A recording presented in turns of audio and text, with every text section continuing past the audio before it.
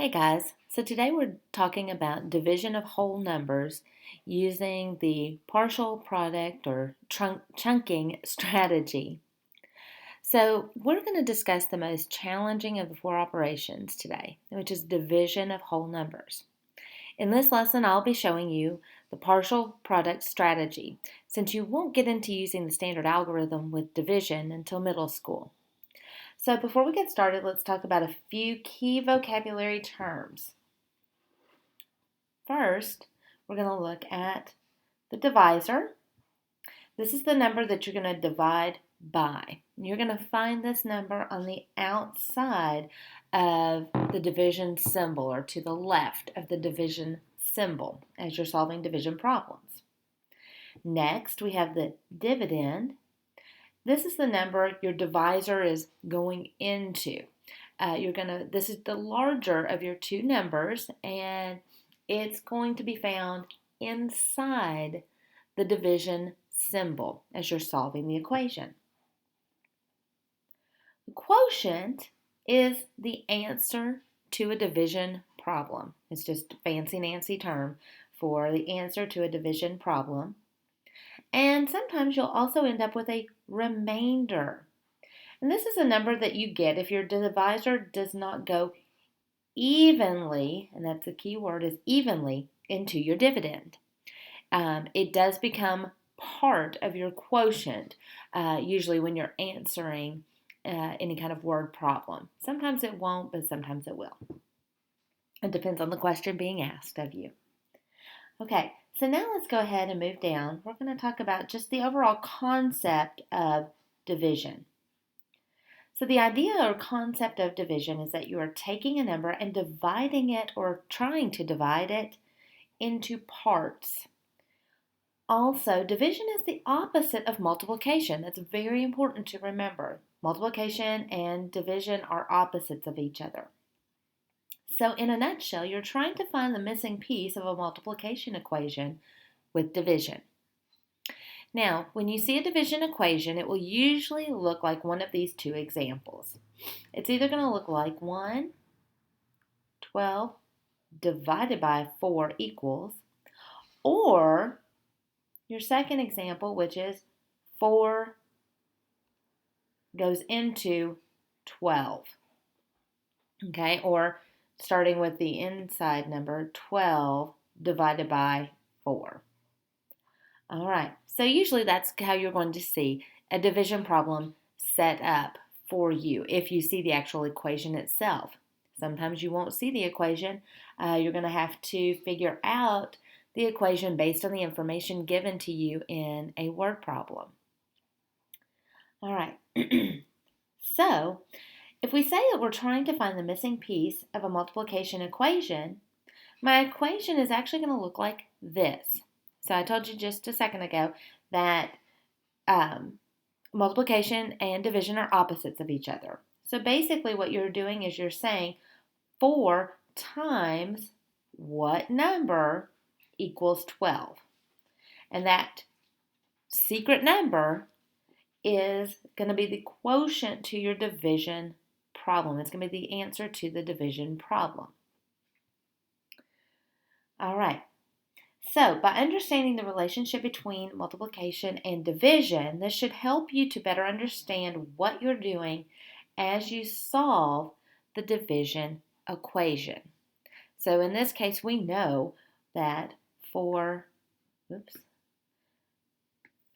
times 3 equals 12. That was our missing piece. Up here, we're saying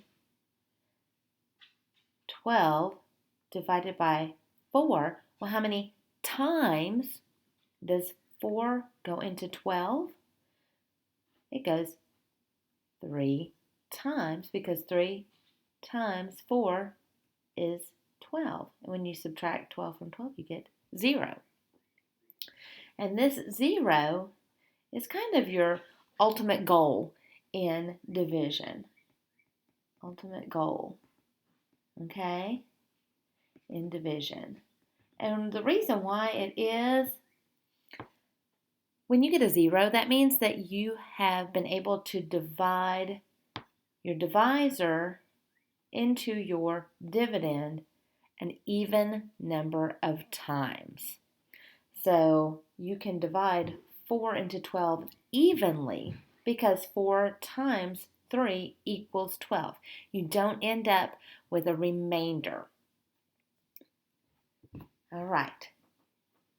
So let's go on and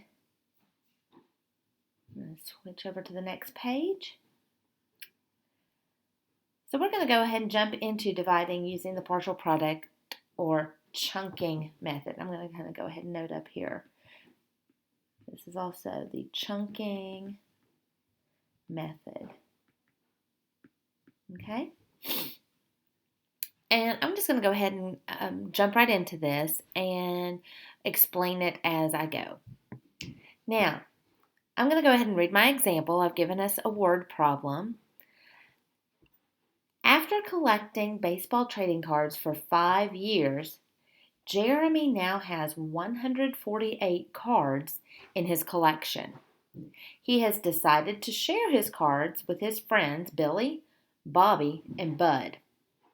How many baseball cards will each person in the group receive? Well, the first thing that we want to do is we want to start to pull out the important information that we're going to need to know from this scenario, from this word problem. So let's start by looking at the actual question that it's asking us. So it says, I'm going to underline it first. How many baseball cards will each person in the group receive? So that means that each person in this group is going to receive a certain number of baseball cards. So let's break that down just a little bit more. So it says each person. Well, we need to know how many people we're looking at here. Well, we know that Jeremy has decided to share his cards with his friends Billy, Bobby, and Bud. So we have Bud, we have Bobby, and we have Billy. Well, we have that's 3 people, right? Well, we can't forget about Jeremy because guess what? Jeremy's not going to give all of his cards away to his 3 friends and he not end up with anything. He is going to keep some of these cards for himself too. So we have to include Jeremy in the group. So therefore, we have actually 4 people. 1, 2, 3, 4. So we have 4 people. And I'm going to write that down so that I don't forget that. Now, the next thing that I'm going to look at is, and I'm going to kind of switch over my color here. I'm going to now look at, it says, how many baseball cards? How many baseball cards will each person in the group receive? So what I want to know now is, well, how many cards am I starting out with? Because I need to know the entire collection of cards so I know what I'm dividing up, what I'm splitting up between these 4 people. Well, it says in the prompt, Jeremy now has 148 cards in his collection. So we are splitting or dividing 148 cards between the 4 people. Okay, so that's the information I need to know to be able to answer the question, how many baseball cards will each person in the group receive? Now we'll show you this. Did I need to know anything about after collecting baseball trading cards for 5 years? Is that 5 of any importance in this problem? No, It's not. I didn't need to know that information. That was extra information that was given to me in the prompt. I'm not doing anything with that 5. Sometimes you will be given extra information to throw you off, to see if you can really determine what information you truly need from this word problem to be able to solve the problem correctly, because that's what you're going to have to do in real life. So, I did not need to know the 5 years, so I'm going to mark that out. I don't need it, and I'm not going to let it confuse me. Now that we know what information we do need, which is 4 people and 148 cards, now I'm going to set up my problem.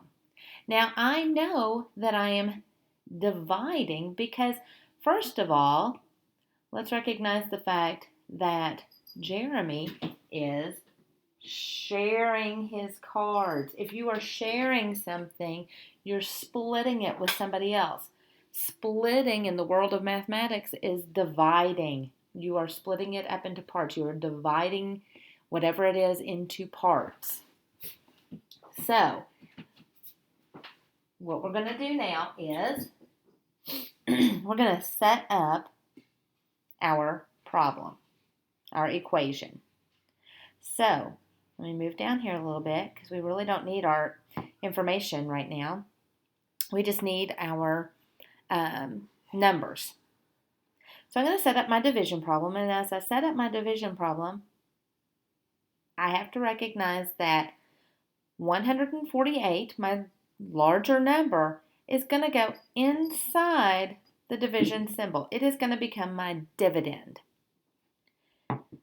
Now, my 4 people, that's who I'm splitting all these 148 cards. I'm splitting it between 4 people. So my 4 now becomes my divisor on the outside or to the left of the division symbol. So with that, I've now set up my equation, 148 divided by 4. Now I'll get into the partial product or chunking strategy. Now, as I do that, what I'm going to do is I'm going to actually, before I even start solving my problem, I am going to set up what I'm going to call an equation bank. An equation bank.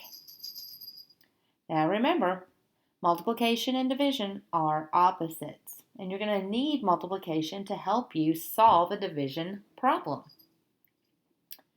So I'm going to start my equation bank, and I'm going to build it pretty slowly, and I'm going to say, let's go ahead and let's just start with 4 times 1. Well, 4 times 1 is 4. 4 times 2 is 8. 4 times 3 equals 12. 4 times 4 equals 16. 4 times 5 equals 20. Let's go on a little bit more. 4 times 6 equals 24. 4 times 7 equals 28. Okay? Now I'm going to stop there with my single digit multiplication. But now I'm going to extend my equation bank out a little bit. I feel like I'm not quite there because I haven't gotten close to 148 yet. But there's an easy way to get there. Let's move over here to the right of 4 times 1. And now I'm going to say, well, if 4 times 1 is 4, what's 4 times 10? Well, that's 40. So if 4 times 2 is 8, 4 times 20 is going to equal 80. If 4 times 3 is 12, 4 times 30 is going to equal 120. If 4 times 4 is 16, 4 times 40 is going to equal 160. And I'm hoping by now you are starting to see a pattern with this equation bank. In this case, what I've done is I've just moved from my 1s to my 10s. So I'm really just theoretically adding a 0, not really, because I'm multiplying by a power of, or not even a power of 10, but by tens each time now. So I have an extra 0. I have an extra place value that I have to represent. Let's keep going. 4 times 50 equals 200. 4 times 60 equals 240. 4 times 70 equals 280. Okay, now I have a pretty solid bank that I can start working with. Now I'm going to go through and I'm going to look and I want to determine which equations in my equation bank can I not use. Well, in division, what you're doing is you're chunking away at 148. Okay, so what you're doing is you're subtracting numbers from 148 and you're trying to get down to 0. Let me erase that line. Now, so what I want to do, I'm going to first extend my division symbol line over here like this. Now, let's come up here. I'm going to get my red pen out. I want to eliminate those equations in my equation bank that I cannot use.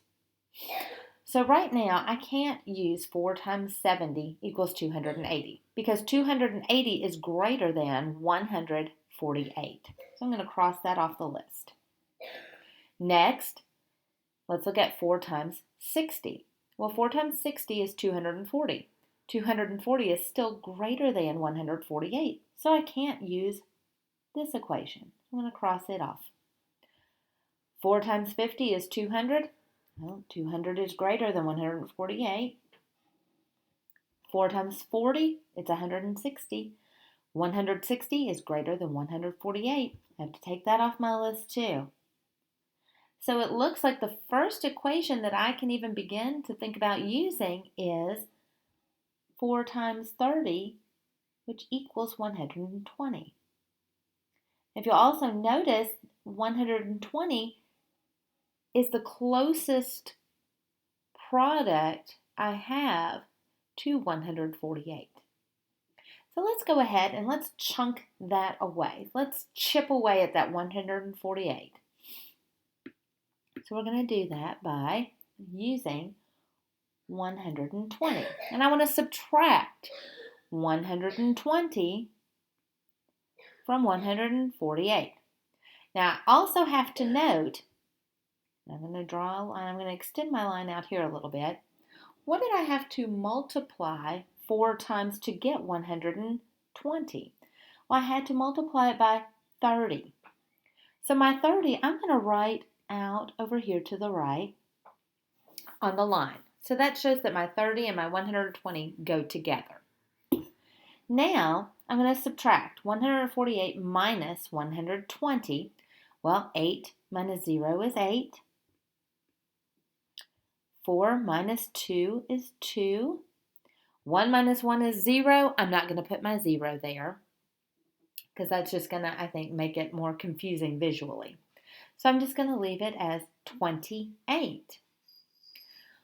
Well, now I need to come back over to my equation bank and I need to see, can I multiply 4 times something, some number, and get 28? Well, in this case, I can. Because if I look over at my equation bank and I go through my numbers, 4 times 1 is 4, 4 times 2 is 8, 4 times 3 is 12, 4 times 4 is 16, 4 times 5 is 20, 4 times 6 is 24, 4 times 7 is 28. Oops. To highlight that. So 4 times 7 is 28. 28. I can take 28 away from 28, can't I? I sure can. So I'm going to use 28. I'm going to circle that. This is what I'm going to subtract from, in this case, 28. Now I'm going to extend my line all the way across, because what did I have to multiply 4 by to get 28? 7. So I'm going to write my 7 over here. In this column, the 30 and the 7, those are going to become very important here in just a moment. But before I focus on those, I have to finish out. 28 minus 28, well, we know that's 0. Now remember before I told you your ultimate goal when you are solving a division problem is you want to get to 0. That means that you've been able to divide evenly. You will not end up with a remainder. So, I'm at 0 in my subtraction column, but now I have to come over here and I have to focus on my 30 and my 7. I still have to do something with these numbers. Well, in this case, this is actually your quotient column. I'll write that here. Your quotient column. And here's what's going to happen. Your quotient column, you need to add these partial products, these partial factors in order to get your final quotient. So in this case, I'm going to add 30 plus 7, and that equals 37. So now I know that 37 is going to be the quotient or the answer to my division problem. But I want to check myself. Before I write down my final answer, I want to check myself. Well, how can I check myself? I can use the opposite of division, which is multiplication. So what I want to do is I can say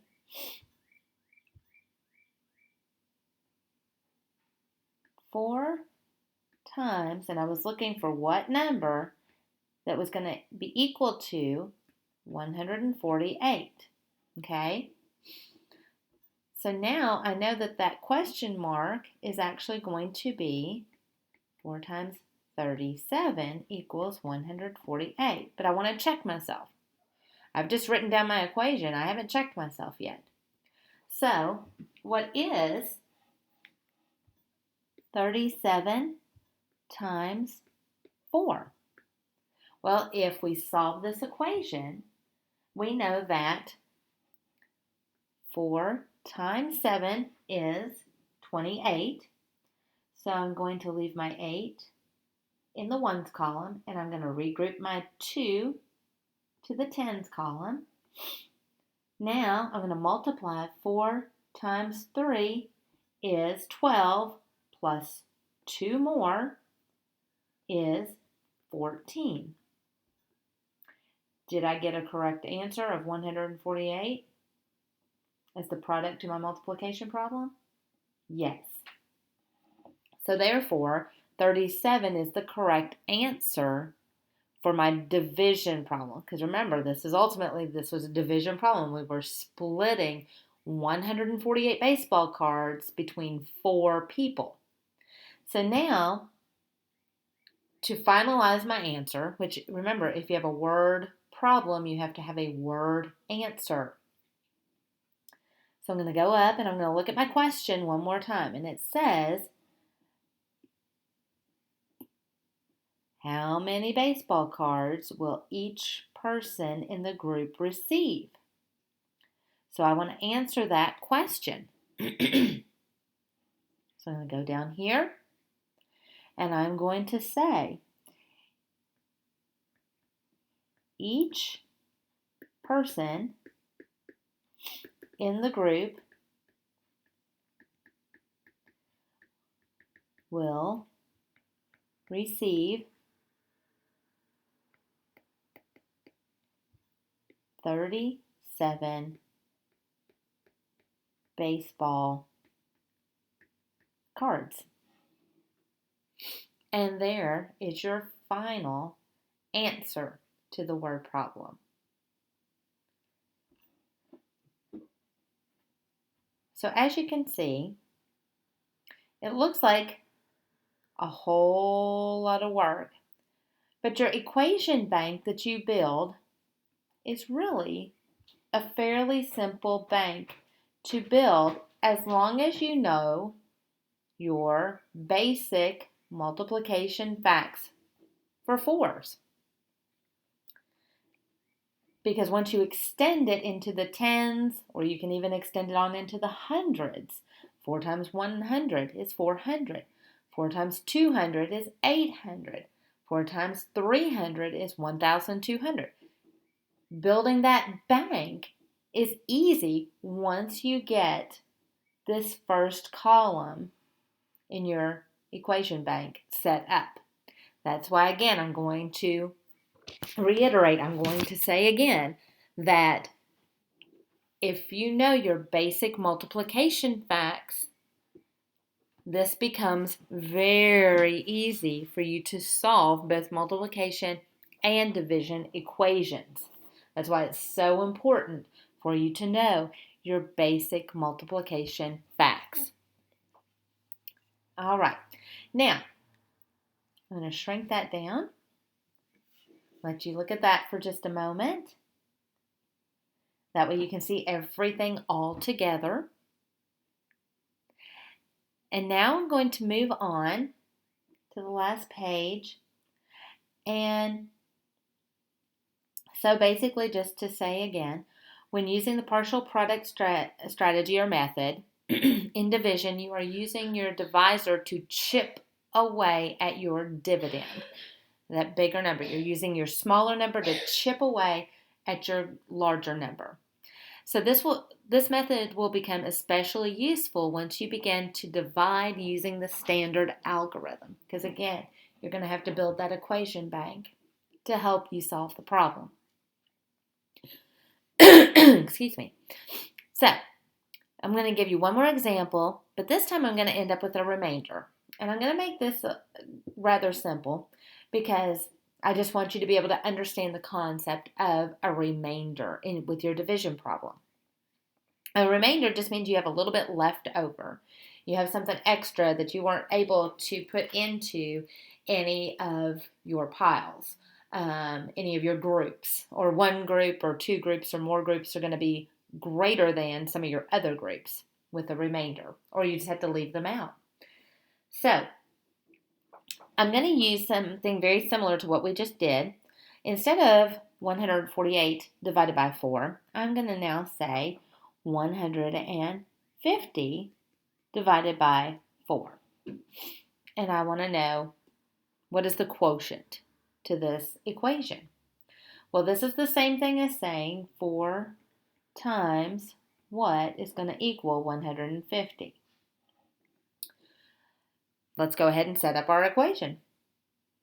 So, my division problem is 150 divided by 4. I'm going to go ahead and extend my line out, and I'm going to go ahead and set up my equation bank. Okay, so again, we're going by 4s. 4 times 1 equals 4. 4 times 2 is 8. 4 times 3 equals 12. 4 times 4 equals 16. 4 times 5 equals 20. 4 times 6 equals 24. 4 times 7 equals 28. Now I'm just going to multiply by tens. 4 times 10 equals 40. 4 times 20 equals 80. 4 times 30 equals 120. 4 times 40 equals 160. 4 times 50 equals 200. 4 times 60 equals 240. And 4 times 70 equals 280. Okay, I want to go ahead. Remember, we're working with 150. So any of my products to my multiplication problems, the answers to my multiplication problems cannot be greater than 150. So I know that I can automatically eliminate 4 times 70 because 280 is too big. I can eliminate 4 times 60, 4 times 50, and 4 times 40 because even 160 is greater than 150. I can't use it. So now, again, I'm going to start off with 4 times 30 equals 120. Switch to blue. Okay, I'm going to take 120 away from 150. Subtract. Now what did I multiply 4 times to get 120? I multiplied it by 30. So that still goes over here. Okay, 0 minus 0 is 0. 5 minus 2 is 3. And again, 1 minus 1 is 0. I'm not going to put that 0. That would just be a placeholder and visually make it a little more confusing for you. So now I know I'm working with 30. Well, if I go back to my equation bank, what can I not use now? I can't use 120 again, so I can't use 4 times 30 again. I can't use 4 times 20. 80 is too big. 4 times 10 is 40. 40 is still too big. 40 is greater than 30. So I'm going to take that off. So what's my next equation that I could use? 28. 28 is as close to 30 as I can get without going over 30 or becoming greater than 30. So again, I want to use 4 times 7 is 28. Switch over here. I'm going to take my 28, the product, and subtract that from 30. Extend my line across. What did I multiply 4 times to get 28? 7. So my 7 goes over here. Now remember, this is our quotient column. We need to identify that. Okay, so now I'm going to subtract 28 from 30. Well, I'm not going to get 0 this time, am I? This time, I'm going to say, well, I can't take 8 from 0, so I'm going to have to regroup. So I'm going to take 1 from the 3, or in the tens column, which would make that a 2. And I'm going to give that 10 over here to the 0. So now I have 10 minus 8, which is 2. And 2 minus 2, which is 0. Again, I'm not going to put that 0 there. I have 2.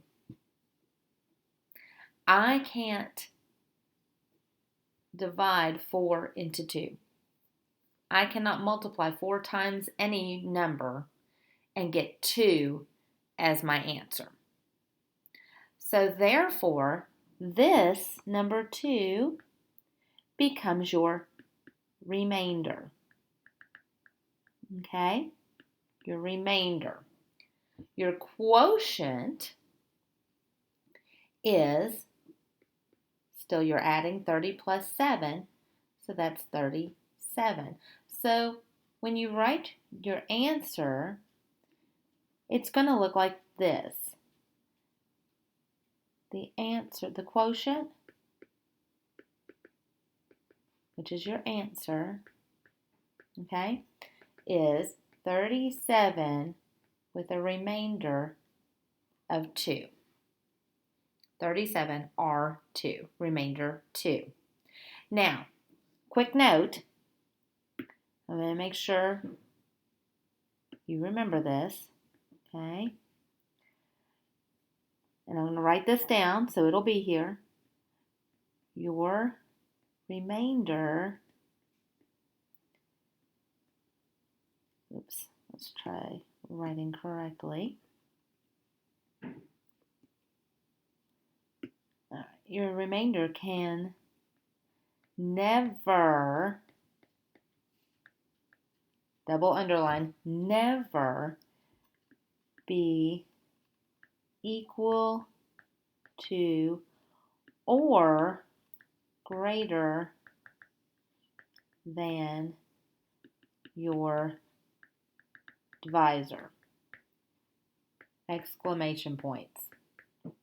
Your remainder can never be equal to or greater than your divisor. So in this case, your divisor is 4. Is 2 greater than or equal to 4? It's not. So it is a remainder. If your remainder was a 4 down here or greater than, then you could actually divide that divisor 4 into what was still remaining. Your remainder always has to be less than your divisor. Always. Now, let's go back and let's check our answer. So remember, to check your division problem, you can use multiplication. So my multiplication problem was up here. 4 times what equals 150? Well, to set it up, I know that I would have to multiply, because I multiplied 30 times 4 and 7 times 4. So I'm multiplying 4 times 37 to equal 150. Well, if you remember from our previous problem, 4 times 37 equals 148. That's not equal to 150. But if you take your remainder of 2 and you add that to the quotient, to what you multiplied together, is 148 plus 2 150? It is. 150 equals 150. And so now you have checked your answer and it is correct. So just note that you always will have to add your remainder. And that R just stands for remainder. So it is your, let me switch out here. So it is your divisor times your quotient plus the remainder equals the dividend. Okay?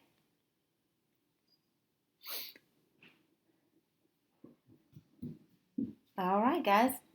So this wraps it up for division using the partial product or chunking method. I'm going to shrink that down, let you look at that for a moment too. You can always refer back to this again. Don't let all this information scare you. Don't let it overwhelm you. As you remember, it was fairly simple to build that equation bank. Division is just splitting things into parts, okay? It's just you have a whole group of something and you're trying to divide it or split it into parts or pieces. Sometimes you're going to be able to split it evenly. Sometimes you're not going to be able to split it evenly and you're going to have some left over. Those leftovers are just your remainders. So don't let division scare you. Don't let it intimidate you. Just stop and think through it slowly. All right, I'm going to leave you with this. I'm going to give you some problems to work on also. Good luck. If you have any questions, let me know. And otherwise, we'll see you later. Bye.